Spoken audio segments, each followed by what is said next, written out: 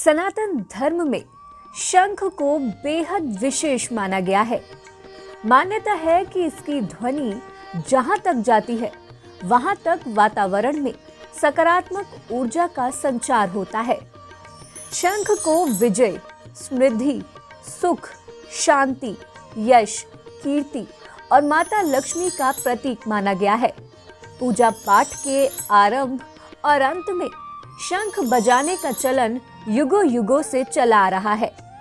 कहते हैं कि शंखनाद करना शरीर के लिए भी लाभदायक है। इससे सांस संबंधित बीमारियां नहीं होती है। हालांकि प्राकृतिक रूप से शंख कई प्रकार के होते हैं, लेकिन इनके 3 प्रमुख प्रकार दक्षिणावृत्ति शंख, मध्यावृत्ति शंख तथा वामावृत्ति शंख माने गए हैं। लेकिन इन सभी से भिन्न है श्री कृष्ण का 5 जने शंख, जो अत्यंत विशेष है। 5 जने बहुत ही दुर्लभ शंख है। मान्यता है कि इसकी उत्पत्ति समुद्र मंथन के दौरान हुई थी। समुद्र मंथन से प्राप्त 14 रत्नों में से 6वां रत्न शंख था। आइए अब जानते हैं कि भगवान श्री कृष्ण को इस शंख की प्राप्ति कैसे हुई। पौराणिक कथा के अनुसार श्री कृष्ण और बलराम शिक्षा ग्रहण करने के लिए महर्षि सांदीपनी के आश्रम में रहे थे, जहां उन्होंने वेद, पुराण तथा उपनिषद आदि का ज्ञान प्राप्त किया था। और जब शिक्षा पूर्ण हुई तब उन्होंने गुरुदेव से दक्षिणा मांगने के लिए प्रार्थना की। महर्षि सांदीपनी को ज्ञात था कि श्री कृष्ण भगवान विष्णु के अवतार हैं, इसीलिए उन्होंने अपने पुत्र पुनर्दत्त, जिसकी समुद्र में डूब जाने के कारण मृत्यु हो चुकी थी, उसे लौटाने की दक्षिणा मांगी। गुरु की आज्ञा लेकर श्री कृष्ण बलराम सहित समुद्र तट पर पहुंचे और समुद्र देवता से गुरु पुत्र को लौटाने की प्रार्थना की, किंतु समुद्र देव से कोई उत्तर नहीं मिला।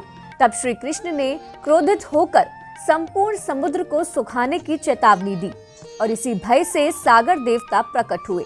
उन्होंने श्री कृष्ण के आगे हाथ जोड़कर उन्हें प्रणाम किया और बताया कि महर्षि का पुत्र सागर में नहीं है, किंतु साथ ही उन्होंने आशंका उत्पन्न की कि सागर तल में एक असुर, जिसका नाम पंचजन था, वह रहता है। पंचजन शंखासुर नाम से प्रसिद्ध था और वह मनुष्य को अपना भोजन बनाकर खा लेता था। सागर देव ने कहा, हो सकता है कि उसी ने गुरुपुत्र को अपना निवाला बना लिया हो। यह सुन श्री कृष्ण और बलराम सागर के तल में उतर गए और शंखासुर की खोज करने लगे। उन्होंने देखा कि वह असुर एक शंख के भीतर सो रहा है। उन्होंने उससे गुरुपुत्र के विषय में पूछा, किंतु उसने बताने से मना कर दिया और श्री कृष्ण को भी मारने के लिए आगे बढ़ा, किंतु श्री कृष्ण ने उसका वध कर दिया।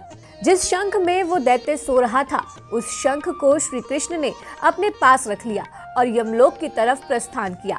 यमलोक पहुंचकर यमदूतों द्वारा उन्हें रोका गया तो श्री कृष्ण ने शंखनाद किया। वह शंखनाद इतना भयानक था कि संपूर्ण यमलोक कंपित हो गया। तब यमराज उनके सामने उपस्थित हुए और प्रभु की आज्ञा मानकर उन्होंने गुरुपुत्र को वापस कर दिया। भगवान श्री कृष्ण ने गुरुपुत्र के साथ ही पंचजने शंख को भी गुरु के समक्ष प्रस्तुत कर दिया। गुरु ने पंचजने को पुनः श्री कृष्ण को देते हुए कहा कि ये तुम्हारे लिए ही है। तब गुरु की आज्ञा से उन्होंने इस शंख का नाद कर पुराने युग की समाप्ति और नए युग का प्रारंभ किया। कहते हैं कि भगवान श्री कृष्ण के 5 जने शंख की ध्वनि कई किलोमीटर तक पहुंच जाती थी। महाभारत युद्ध में श्री कृष्ण अपने 5 जने शंख से पांडव सेना में उत्साह का संचार ही नहीं करते थे, बल्कि इससे कौरवों की सेना में भय व्याप्त हो जाता था। इसकी ध्वनि सिंह गर्जना से भी कहीं ज्यादा भयानक थी। इस शंख को विजय व यश का प्रतीक माना जाता है। इसमें 5 अंगुलियों की आकृति होती है।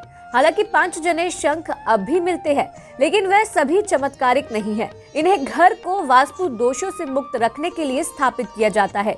ये राहु और केतु के दुष्प्रभावों को भी कम करता है।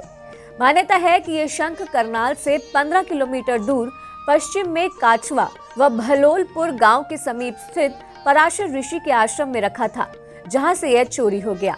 यहाँ सनातन धर्म से जुड़े कई बेशकीमती वस्तुएं थी। मान्यता के अनुसार भगवान श्री कृष्ण ने महाभारत युद्ध के बाद अपना 5 जने शंख पराशर ऋषि के तीर्थ में रखा था।